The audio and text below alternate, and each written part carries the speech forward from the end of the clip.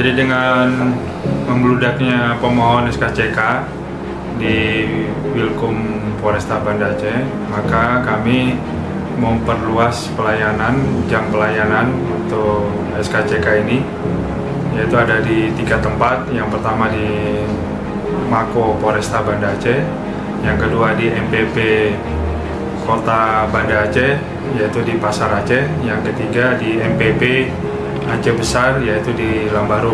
Kemudian jam operasional selain hari kerja ditambah juga dengan hari Sabtu Minggu buka sampai dengan malam hari.